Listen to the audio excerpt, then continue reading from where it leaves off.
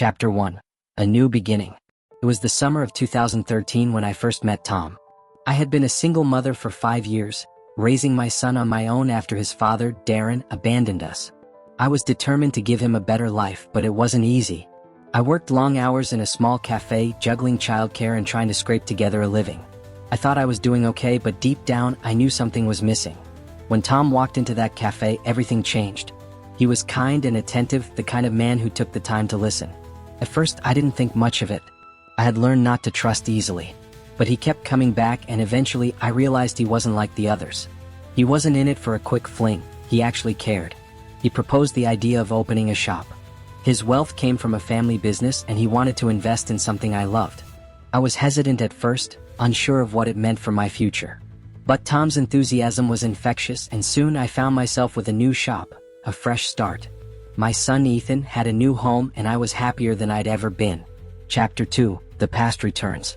But even as my life with Tom began to feel like the fairy tale I had longed for, my past wasn't ready to let me go. One day Darren, the father of my child, came knocking at the shop's door. I hadn't seen or heard from him in years. He had vanished when I told him I was pregnant, only to resurface now, seeking a job. My heart dropped at the sight of him and I felt the old anger bubbling up.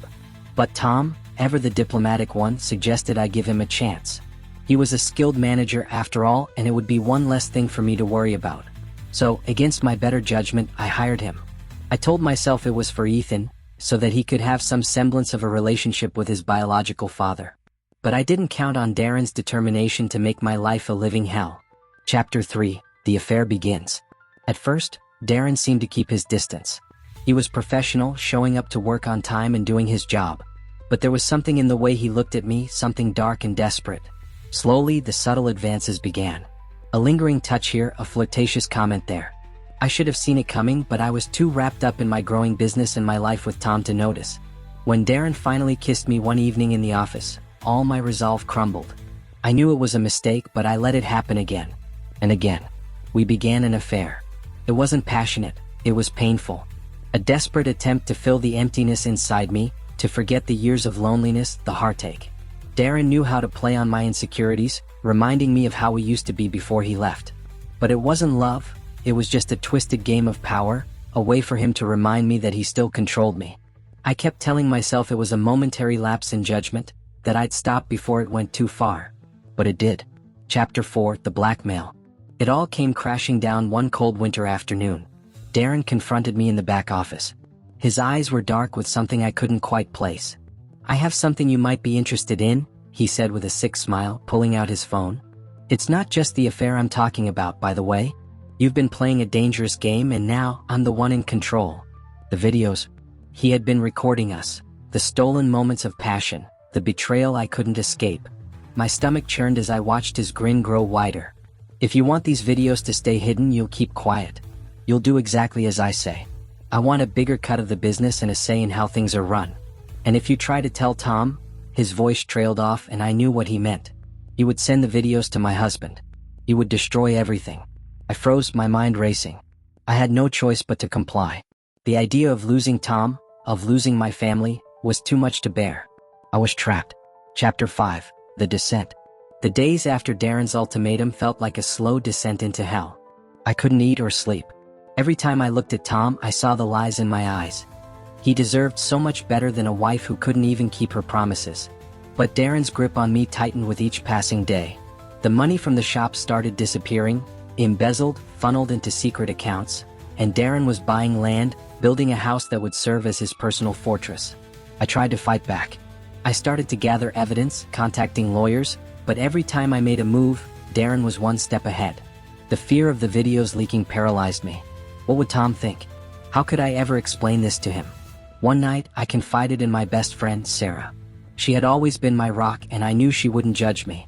But her face when I told her everything, her shock, her anger, left me speechless. "You have to tell Tom," she said, her voice trembling. "He needs to know. You can't keep this secret forever." But I couldn't. The thought of losing him, of destroying everything we'd built, was too much to bear. Chapter 6. The Breaking Point. The pressure built until one fateful evening when Tom came home early from a business trip. I was alone in the kitchen trying to figure out my next move when he walked in. I could see the exhaustion in his eyes, the strain of too many long hours running the business. He smiled at me, but it didn't reach his eyes. I knew he sensed something was off. "Is everything okay?" he asked softly. I hesitated, the words lodged in my throat. This was it, the moment I would either break free or let it all crumble. But just then, Darren walked in unannounced, and his presence seemed to settle over the room like a dark cloud. Tom's expression hardened, and the tension was palpable. "Everything's fine," I managed to say, but my voice trembled. Tom turned to Darren, his brow furrowing. "What are you doing here?" Before Darren could respond, I blurted out the truth. "Tom, I've been having an affair with Darren. He's blackmailing me. He has videos and he's threatening to ruin everything." I could barely breathe as the words left my mouth. It was the hardest thing I had ever done, telling the man I loved the truth. But it was the only way to end the nightmare. Chapter 7. Redemption and Betrayal. The silence that followed was unbearable. Tom stared at me, his eyes wide in disbelief. He didn't say a word. His silence cut deeper than any verbal tirade could have. "You lied to me," Tom finally said, his voice low and dangerous. "You lied to me for months." Darren laughed, smug and victorious. "She knows it's over, Tom. She knows who holds the power now." But what Darren didn't expect was the strength Tom showed in that moment. Without a word, Tom pulled out his phone and called the police. Within hours, Darren was arrested for blackmail, embezzlement, and a string of other crimes. The police found the videos and with them, the evidence of Darren's manipulation and coercion. It was over. But the damage was done. Chapter 8. Moving on. Months passed and I watched my life slowly start to rebuild. Tom and I worked through the betrayal, the lies, and the shattered trust. It wasn't easy. Sometimes the silence between us was deafening. But we went to therapy and we learned how to communicate again. And through it all, I realized something. While the past can haunt you, it doesn't have to define you. My love for Tom wasn't perfect, but it was real. And that was enough. Ethan, now older, didn't understand everything, but he knew his mother was stronger than before. And that's what I had to hold on to, the future, not the past. Darren had tried to destroy me, but I was still standing. And as I looked into Tom's eyes, I knew I wasn't alone anymore.